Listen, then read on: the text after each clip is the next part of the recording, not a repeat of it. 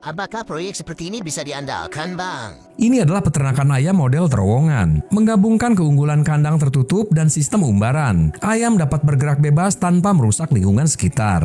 Apakah proyek seperti ini bisa diandalkan, Abang? Ini adalah budidaya kepiting di sawah, mendorong siklus ekosistem sawah yang baik. Satu lahan menghasilkan dua keuntungan. Selain beras, kepiting juga memberikan pendapatan tambahan. Apa proyek seperti ini bisa diandalkan, Abangku? Ini adalah sistem ternak ayam di atas air dan ikan di bawahnya. Ayam memakan pakan dan ikan memakan sisa makanan juga kotoran ayam. Namun pemurnian kualitas air harus dilakukan dengan baik. Jika tidak, ikan bisa cepat mati. Apakah proyek seperti ini bisa diandalkan, Abangnya? Ini adalah ternak babi dalam gua. Tidak memerlukan pembangunan kandang skala besar. Memanfaatkan lingkungan alami gua untuk kontrol suhu, rendah biaya, dan pencegahan penyakit. Apakah proyek seperti ini bisa diandalkan, BG?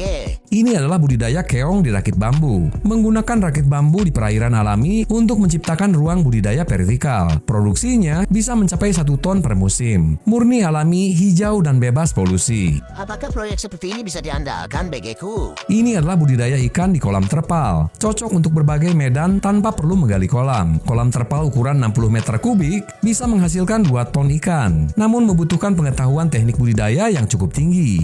Apakah proyek seperti ini bisa diandalkan, BG-nya? Ini adalah ternak domba di gedung bertingkat. Meskipun menghemat lahan, investasinya cukup besar dan tingkat kesulitan budidayanya cukup tinggi. Apakah proyek seperti ini bisa diandalkan, BG-kunya?